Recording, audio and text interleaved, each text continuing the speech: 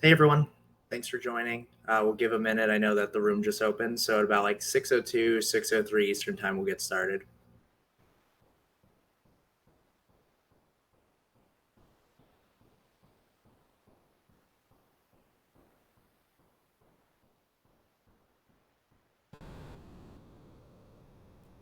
In the meantime, would love to hear where people are calling in from. So just to check out the chat and get it to work. You want to put a message just like where you're calling in from today?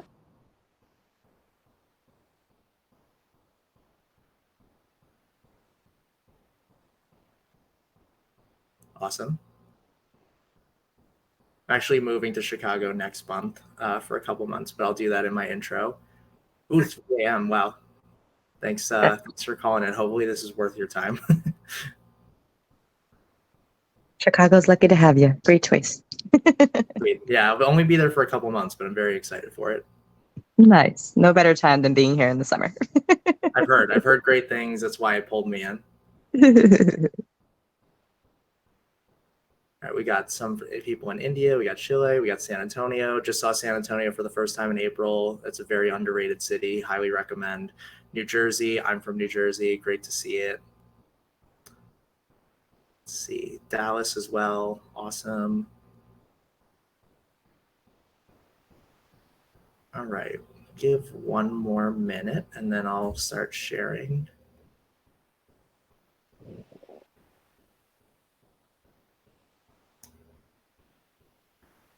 This is a pretty cool platform. I've never used this before. Oh yeah, no, this is the first time I'm doing an event on here. Relatively new to Leland. I'll also share about that, but it's been fun so far. It seems like they do a pretty good job at organizing all this stuff. And the events are pretty new. They do some of these like they had like an MBA week a couple weeks ago. They have some other events that they kind of organize together. So Very nice. Well, thanks for introducing it to us. absolutely. All right. Let me share my screen. I'm sure other people will trickle in as we go. And I will kind of just quickly introduce myself. I don't want to focus too much on me, but if there are specific questions I could be helpful to talk about my experience, I definitely am happy to answer them. Let me just get a thumbs up. Do we see full screen? Are we looking good? Awesome. Okay, so hi everyone. I'm Eric. I just graduated from Harvard Business School last month. So I'm still on campus. I'm going to be moving out in a week.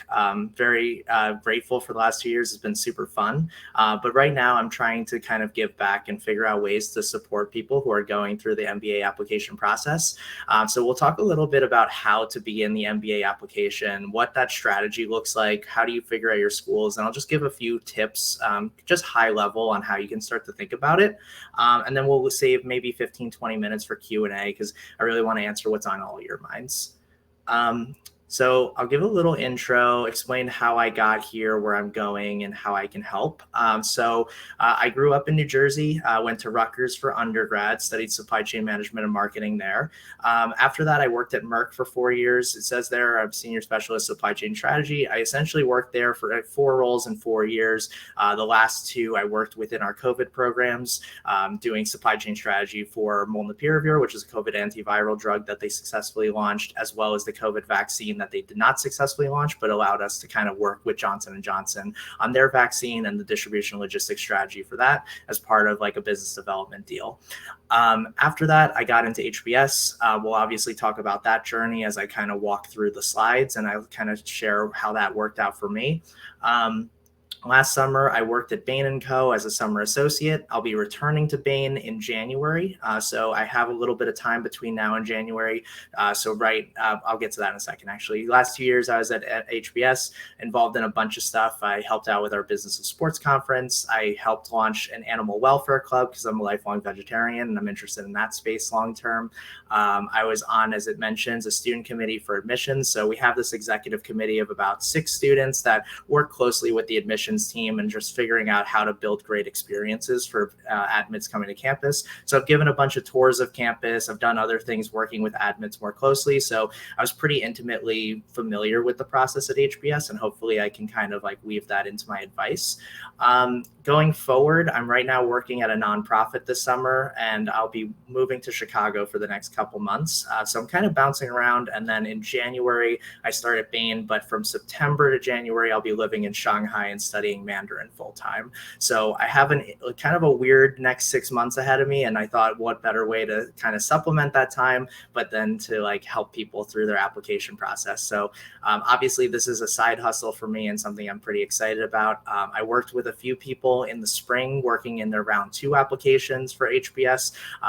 As you see, that's one of the people I worked with, Matt, whose reviews there. You can see all the reviews for people I've worked with formally and more informally on my Leland page. So if you take the QR code there, you can see all of that information there. I am new to Leland. I just got on the platform less than a month ago, so I'm excited to see how this goes, taking this more formally, but I'm happy to share that with the 3 people that I worked with more formally in round 2 at HBS, all 3 were admitted. One ended up going to GSB, but I think it was a really fun process, kind of mock interviewing them and walking through the process with them more closely. So hoping to grab some clients that are walking through similar processes and seeing how I can help. And obviously, as not a professional within this industry, as you see, there's probably lots of consultants that were working professionally, charging a lot of money, trying to kind of be more at an affordable option for folks who just want to work with someone who's a recent grad. I'm also a first generation college student, so definitely understand that process and how that kind of impacts people and how to kind of build those stories into your essays. So that's a little bit about me. I'm going to talk a little bit for the next 15, 20 minutes on the GMAT, GRE, how you can kind of tackle that, some little tips for that, your essays, your recommenders, and school selection. I'll talk about more through the scope of how I did those 4 things, and then we'll open it up more to questions on things that I'm missing or things that are more pertinent to your situations and how I can be helpful. Okay. So first, this is probably the most stressful part of the MBA application is your GMAT or your GRE. Just have a few pictures to kind of like explain what that looks like. So first, as you see on the top left, the majority of people that go to business school do take the GMAT. You'll see a range of these numbers, but usually it's like 75, 80% are taking the GMAT. If you're really set on going to business school, I think the GMAT is a really good way to kind of start that journey. I think it's also later on when you talk about your MBA journey and applying to schools, most people I know took the GMAT to get here. I think that schools are relatively indifferent between the 2 scores, but I think it's just a normal process that people take the GMAT. So I would lean in that direction, except if you look in the bottom left, if you're considering more grad schools outside of business school, you definitely want to think about the GRE because the GMAT is really focused on business schools, and most non-business schools would not take the GMAT, while the GRE has a lot broader of a scope. You also see there on the bottom, there's a lot more people that take the GRE because it has a broader scope of grad schools, even though the MBA is mostly GMAT. On the top right, you'll see the old GMAT score conversion to GRE. So this year, the majority of you will probably take the GMAT Focus, or you may have already taken it. The GMAT Focus has a different score, and you'll see that in the bottom right. For years, it was always like, oh, you want to make 700 club, or you want to make a 720, 730, whatever your goal was. The numbers have shifted. So if you see there, like if you're getting in around a 645, 655, you're actually getting a 700. So if you're taking the test soon and you don't know this, please internalize this now. So when the score pops up, you don't freak out. These are actually very different scores, and you'll see on the percentile rankings in the 3rd column there, that's a really different ballpark. So you don't need to get a 700 in the Focus edition. It's a much different ball game. So like think about where that score difference is going to matter, and just kind of use conversions like this to guess where the average score is actually going to look like for schools. Obviously, there's no published data on this. We'll get into school selection and what average scores and what they're looking for, but it's hard to say what the average Focus score will be, but it's definitely not the same as what it is with the classic score. The top right, if you do take the GRE, This is one table. There's a lot of these you can find, and also calculators. Like if you got, let's say, a 164 and a 164, you're getting a 710 on the original, and then on the focus, that's like a 655, 665. So just think about that as you take that into consideration, and like which tests you want to have, as well as which one works for you and how you kind of think about your target score. I took. Well, one second, I'm getting some background audio.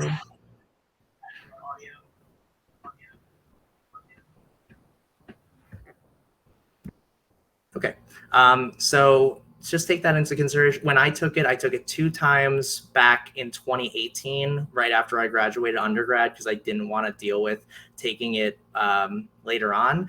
The scores are good for 5 years. So if you're also very early on in the process and you're just starting to think about this, you can take it that early and hold on to the scores for 5 years. But after 5 years, they are gone. So that's one thing to think about. I also used a program called Manhattan Prep. They do like group classes. I thought it was a relatively cheaper option, but there are one-on-one consultants you can hire. There's classes you can take, and of course you can just do self-study. But I would say most people do some kind of class for the GMAT or GRE, or have some kind of consultant help them with that.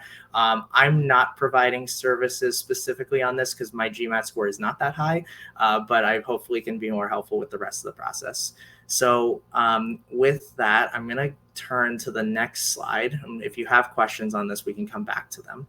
So the second part is essay development. So this is a way more qualitative, nuanced situation where once you get your GMAT score and you're happy with it and you're starting to think about schools, essays are going to be really key to making that story prevalent so you can get into the schools that you want. So with this, when I say story, I think that storytelling is super important here. It's not just about kind of answering questions about your background and your interests career-wise, but weaving it into a cohesive story that shows where you're going to this point, where you've been going this point, what MBA programs fit into that story, and how those can propel you to where you need to go further in your career. So as you think about your essay, there's a lot that goes into it, and it takes a lot of hours to kind of redevelop this over and over again. It's not something you can kind of just type and submit. And I also would highly recommend against overusing things like ChatGPT, because I've heard that a lot of the admissions programs are starting to have detection software to those things. And plus, the more generic your essay sounds, the worse it probably is. They really want it to be your unique story. You don't have to like trauma dump and say a bunch of things that happened to you that are really bad. You don't have to gloat about yourself too much, but just tell an authentic story that really helps the adcom that's reviewing your essay and your entire application get a better picture of who you are outside of what they see in your resume. Within this, I don't have a slide for resume, but of course, keep your resume up to date. There are a lot of templates online for this, but I think most people coming from professional backgrounds already have some kind of resume together. There are resume review services, of course, but that one I think is a little bit less of an important step. I think that just kind of goes into your greater PDF for your application, but your essay is going to be super important to kind of adding more light and more color to what you're trying to share about yourself. Another thing to consider about this, and we'll get into this also a bit with school selection, different schools have different essays. You'll see if you look on the websites for these and you start the application processes that some schools may only have one application essay. HBS is famous for this, that for years they have only had one, but if you look at a recent article they've published, they're considering changing that this year. So there may actually be more than one essay question this year. So keep a lookout for that as the application opens, I believe, in 5 days for HBS. But then with others, they may be a multitude of shorter form questions, and they're really going to look different essay by essay. So really think about this in advance, and I wouldn't recommend just copying and pasting one essay to another. You could use one as kind of your baseline and then use that and kind of make derivatives off of that for your other schools, but don't over-index on one essay fits every school. So I'll move on to the third piece here, and that's choosing recommenders. So two big things here. The recommendation timeline is super important. And the second is like the level and proximity to you is really important. So the first with the timeline, a lot of people make the mistake of thinking the recommendation has to come in at some point during the application, when in reality, it has to come in by the application deadline. So if you're applying to a school that the deadline is September 10th, you need to have your recommender, not just your recommender's name listed, but have them submit all their documentation by September 10th. So in this situation, it's really good to not wait until the last day, because in that situation, if you submitted your application on September 7th, your recommender would only have 72 hours to turn around and then plug in their recommendation. What I would do in those situations, if you are against the clock a little bit, you can put the recommender in and save that within the application portal, and they'll usually send out emails or send out those requests to your recommenders before it's due. So if you plug that in July and just like start putting in some of the basic elements of your application, then they'll have a longer timeline to work on it. Another thing with that is, like I mentioned with essays, recommendations are also different school by school. So some may just have a very basic prompt like, why do you think this person deserves to be admitted into our program, or what about them makes them like an exceptional candidate or something. Or they might ask very, very specific questions about you as an employee and kind of like how you would fit into the broader community. So when you do this, know that it's a lot of work for your recommenders. Try not to put too much pressure, give them praise for doing this in the first place, but also figure out how you can kind of work with them to understand that there are going to be different prompts, and making sure that they're aware of this far in advance. With actually picking the recommenders, the final tip on this, the important part is, a lot of people, from my experience, often pick someone who's like the senior vice president at their company that they did one special project with and presented to twice. That person probably can't tell a story as well as someone that you worked with for a year as your direct manager and worked every day with on a really like high intensity project and understood how you dealt with conflict resolution or deadlines or other things. You want someone who's like really able to tell that story for you. And you could, in situations where there's two recommenders, pick one of each in some way, but I would avoid just having people that have really fancy titles in lieu of really, really good stories to tell about you. So just take that into consideration. It is a balance. Obviously, there can be some value, and there may be some weight put on people coming from higher positions or alumni of the school or something, but I wouldn't put too much weight on that if they can't actually tell a good story about you. The final slide I'll present before we go into Q&A, school selection. So not to stress people out, but round one is starting. There's a few schools on here that the applications have already opened. I know GSB is already opened, Haas is already opened. It's possible a few other ones here and others have already opened, but it's really getting started in the next few weeks. So it's a good time to just start looking on these websites and figuring out which schools you actually want to apply to. Also, you'll see below all the schools I just put up here, and don't take this as like the 12 best schools. These were just 12 examples that I could find deadlines for that I think are pretty high-end schools. All of these are due in September, for as long with some of them being 2023 deadlines. So I've just kind of an expected timeline. So you're really now in those 3 months of importance where you have to start thinking about how you time out all of your steps, whether it's your recommendations, your essay, if you're still taking the GMAT or the GRE. So this is a really important time to think about how you're going to build this into your summer, while also not, completely ruining your August, and making sure that you're kind of taking the right time. A couple things here about me. I applied to 7 schools. I actually didn't get interviews for all of them. I got interviews at 4 of them. HBS was one of the 4. I luckily nailed the interview. I got in, and the rest is history. But I think that the school, you can't always think of it like the better school that will give you an interview means that all the schools will. They all have their own processes. They all have their own essays.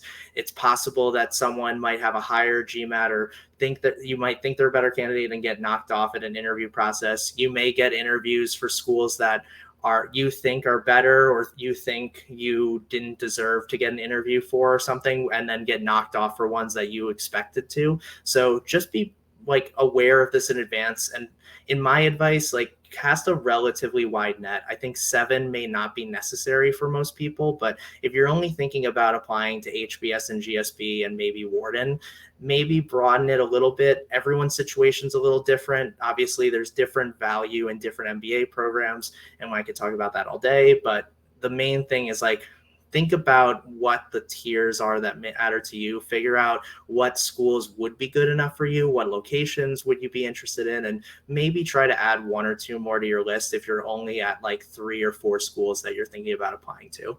And then really start to think about like, what are the odds you get into all these schools? HBS has an admission rate of like 9%. GSB has an admission rate of like 7%. So you might have a really good a resume, a really good application altogether, but they are very, very competitive. So I think it's good to cast a wider net and try to make sure you shoot as many shots as you're comfortable shooting. There also can be some, depending on which schools you're looking to, that waive application fees if this is financially prohibitive. There's also some other programs within these schools that do that. I don't have a lot of information on that at the time, but it is also kind of costly to apply to a bunch of schools. So, kind of weigh those options either way.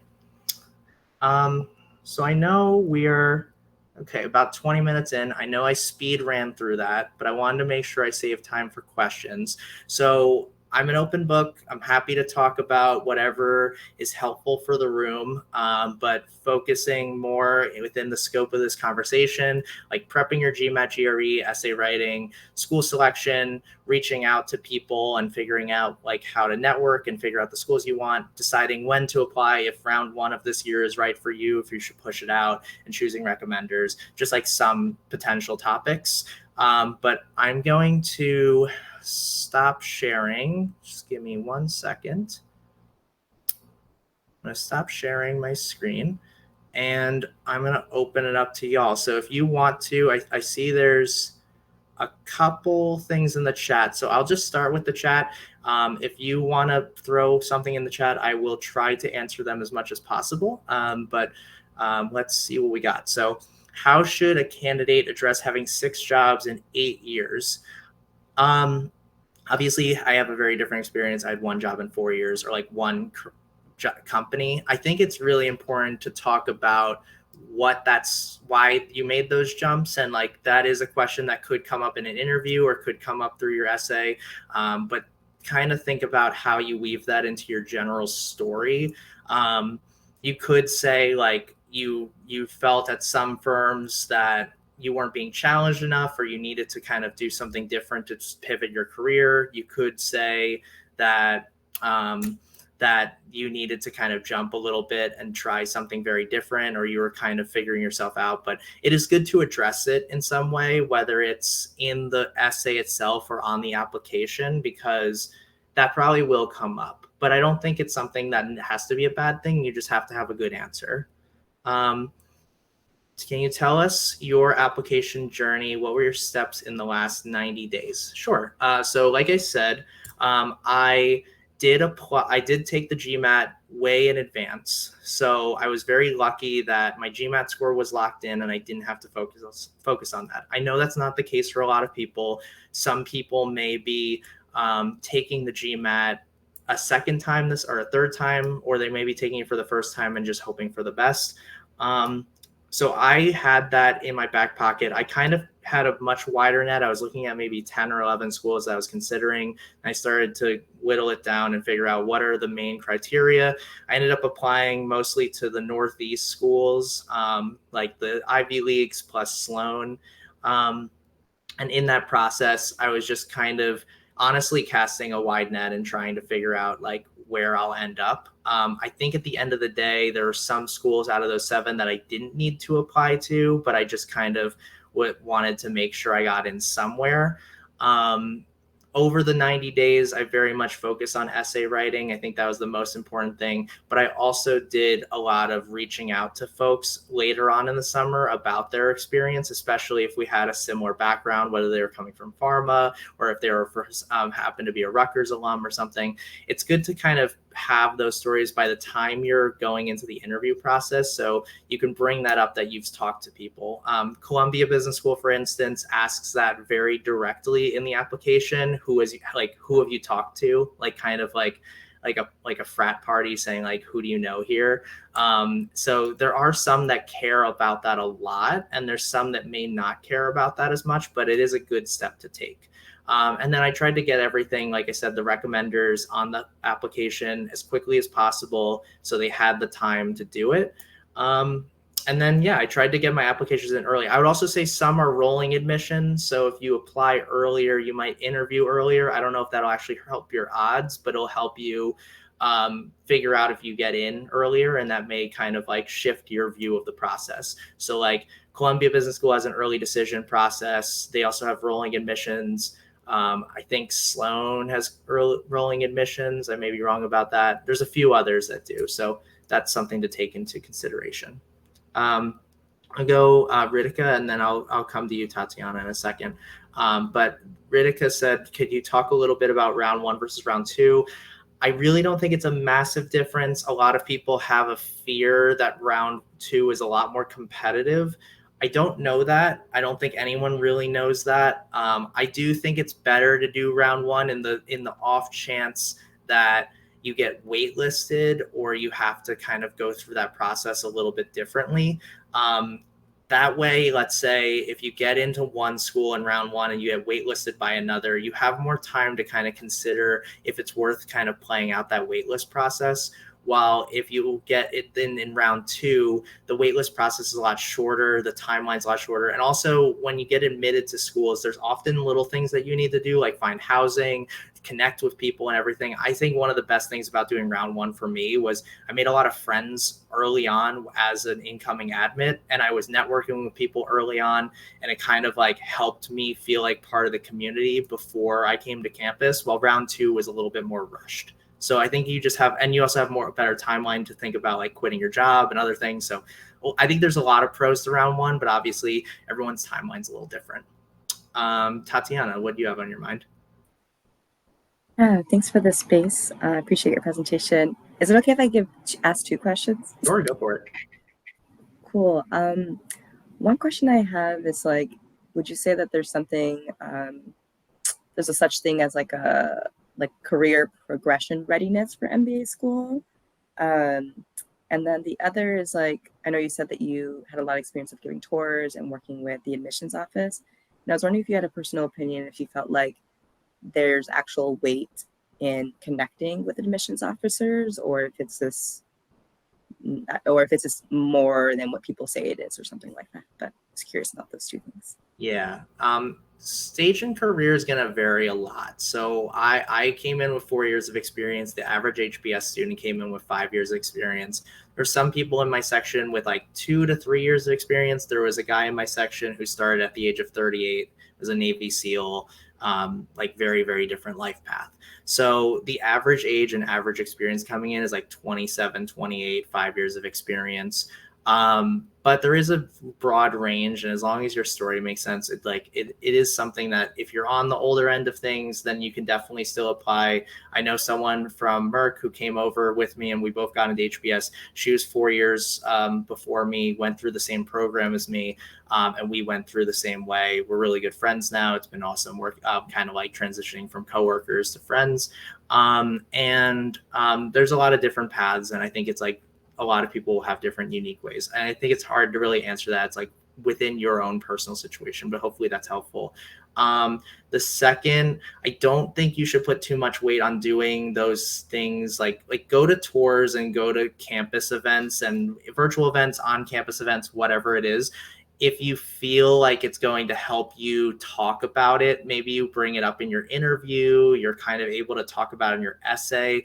But I don't believe that there's like a checkbox system for any of these schools that that you have to attend events to get into the school. I will say transparently, like, even though I did tours and I was helpful with all these things on campus, I had no say in the admissions process at all. So like, it wasn't like I was going around and being like, hey, Tatiana asked a really good question, I think you should consider her. I think with career, like jobs and like consulting and in private equity and such, there's a lot of this where they have like little behind the scenes conversations that around that don't mean that the interview is the only part of the process, but really when you get the interview, you really are just pit against everyone else. And usually 50-60% of people that go through interview rounds at schools get in, maybe a little bit higher for some schools.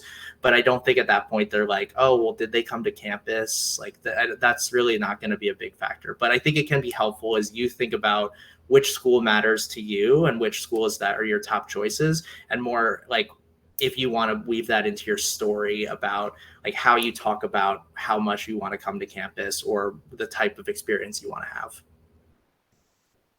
Thank you for that. I appreciate it. Absolutely. I'm going to go to Nicole's question.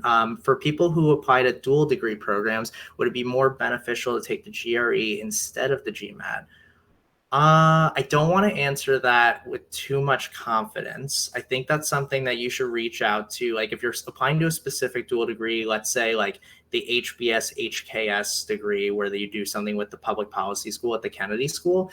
I want to say that it's fine to take the GMAT for that application because it's all in one, but there may be some applications that are different than others. It may be school by school. The benefit for taking the GRE instead, I think, would be like if you end up like applying to dual degrees and then the next year you decide, actually, I don't want to do a dual degree, I'm just going to apply to public policy schools or whatever, then it may be more beneficial to have the GRE score in your back pocket.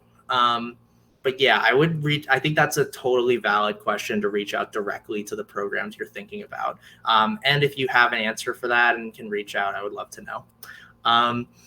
Anish says, is there a way to reduce the cost of applications? Because there's so many and they're not cheap.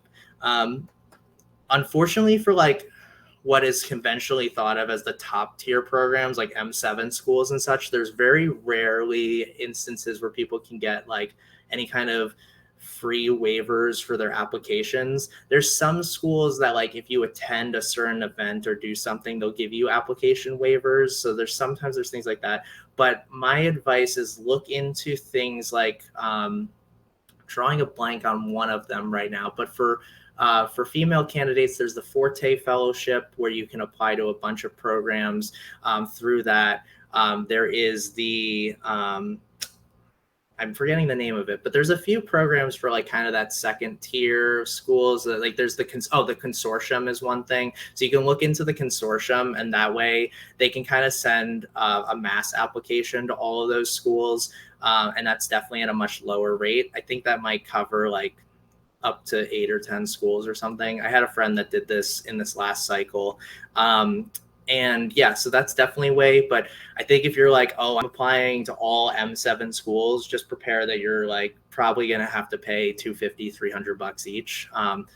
It's tough. My selling point is maybe spend that money and don't spend it on a $6,000 consultant. But hopefully that's helpful. The process is very expensive and annoying, and I totally understand.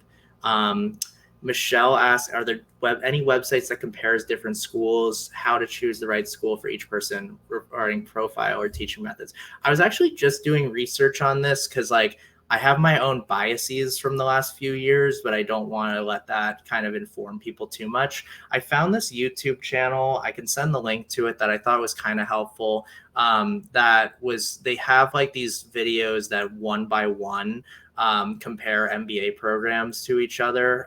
It is like an MBA consulting agency. And I watched a couple of the HBS ones just out of curiosity what they compared. And I agreed with some things they said and I disagreed with some things they said, but it could be a good starting point to understand, like, if you're thinking Booth versus Kellogg, which one is a better school? They seem very similar. They're both in Chicago.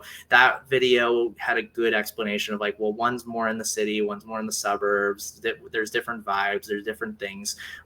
So I can find that real quick and try to send that because I thought that was a decent guide from my own research. I'll start answering the next question, then I'll send that link. Next was from Vic. How do you tie your story to a school when writing an essay? So for me, I think what I did for HBS specifically, but then like also for other schools, is I said I really was interested in, let me think of a tangible example, but if I was really interested in like healthcare, from like healthcare theory and business or something, like I mentioned, there's a class at HBS taught by Regina Herzlinger.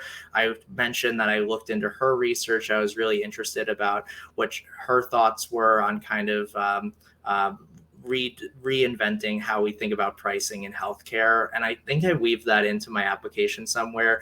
There is like a border between like overdoing it and just like kind of reiterating like features of their program versus making them authentic. But I would kind of write the essays first, then do the research. And then if you're like, oh, well, like you also have this faculty member that's really good, or you have a notable alumni who I look up to, then like I think there's a way you can kind of weave that in. It also proves that ChatGPT didn't write it and that you did not submit the exact same application for another program. And I think that's kind of a good way to think about it.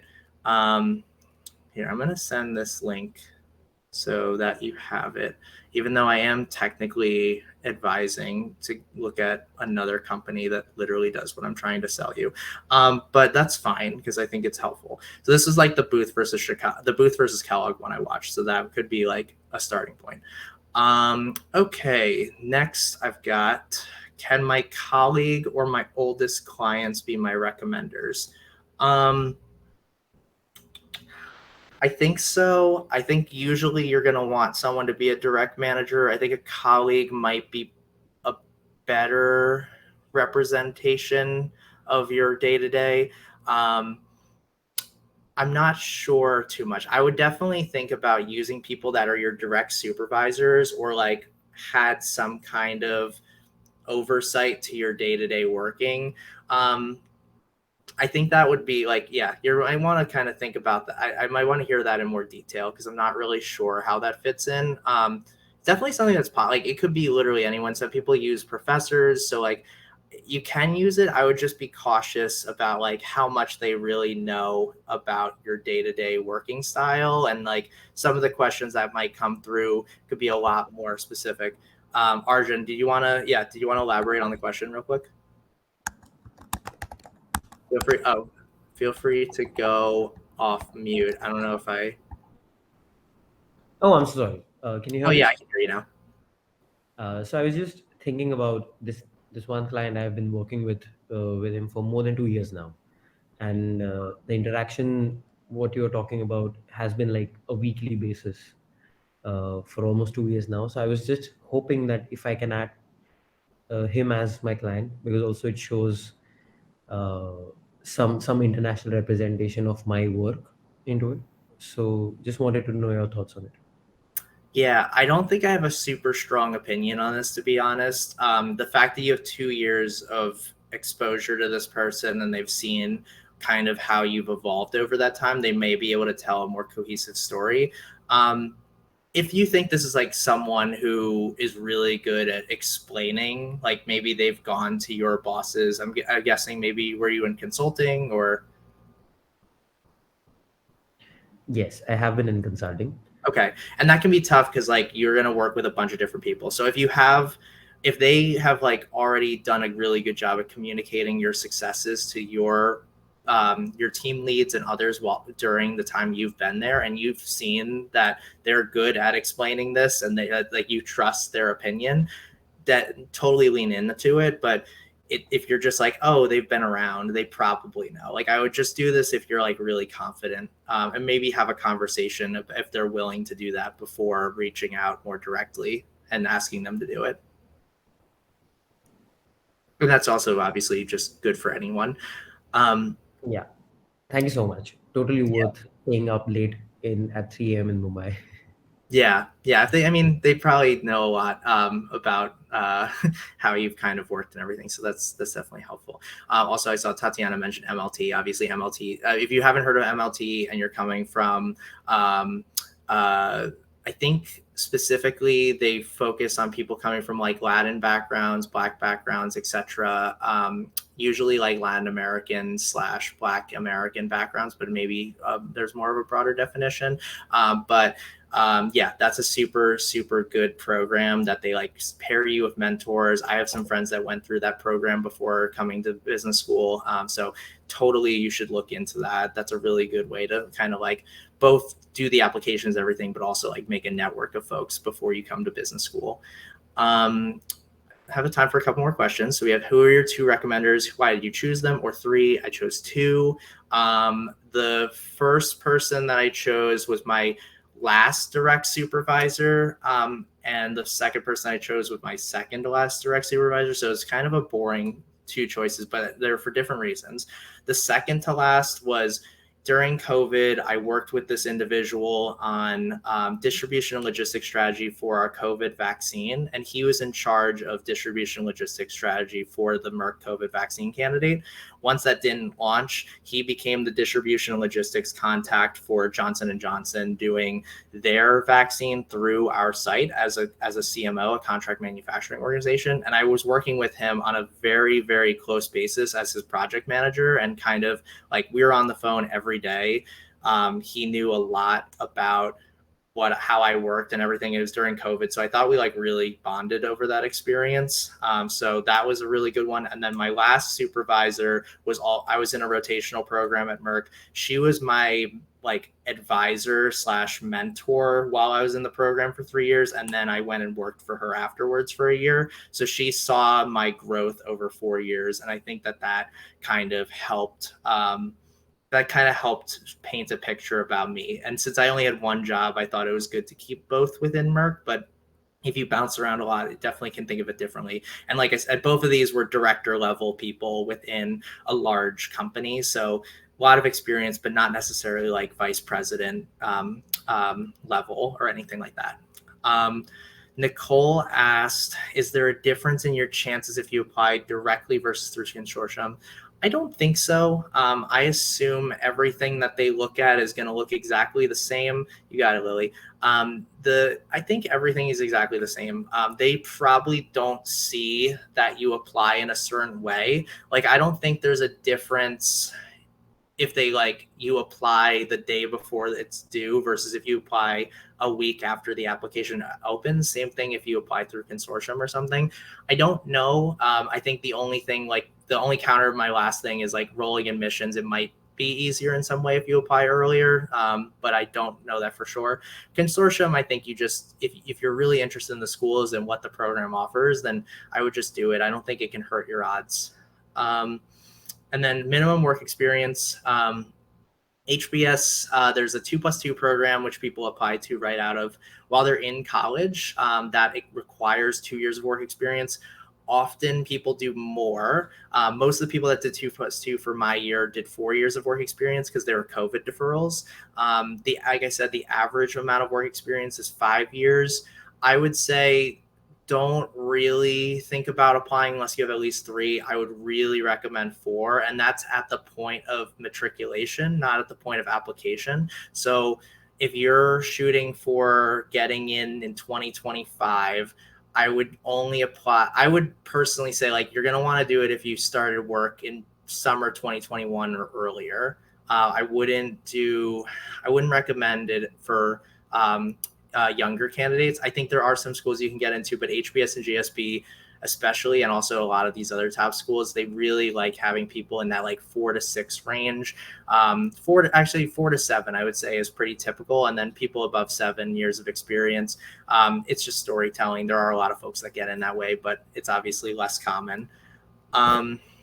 So that is actually everything. So let me just share one more slide. And then I'll close out. Just give me 1 second. You got it, Arjun. Glad to be helpful. Okay, so last slide before we go. I just wanted to offer, let's see, 1 second. Okay. Obviously, and I'll answer Mallory real quick. I don't know specifically which ones they ask, but there's a broad range. Some of them are super, super specific. Some of them are like more like questionnaires that they have to fill out. So like there are going to be differences by different schools, but just prepare that they're very different. So you want to pick people that have a broad amount of things that they can talk about with you. And sometimes you can find these things on like Reddit, what the specific questions might be. But like, I would just lean into people that you think have a holistic view. So I know we're at time, so I just wanted to say, like, hopefully this was super helpful for you all. I am starting to do this more officially, so I have right now here a coupon code for 15% off packages and hourly coaching booked in the next 10 days. So if you're interested in kind of sitting down and having a deeper conversation about your application, getting into specifics and working together on trying to get things put together, please reach out to me. If you my packages don't really make sense to you, or you're not really sure which one makes sense, just send me a message. I'm happy to kind of field your questions in more specifics, and we can work out something. And then just say that you attended this event, and I'll tag 15% off on like the package or the first hour of coaching or whatever. And we'll just work through that together. But yeah, I hope this was great. This was fun for me to kind of answer your questions. I hope you're all excited about this process, and wishing you all the best. Take care, everyone. Thank you. Yeah, take care.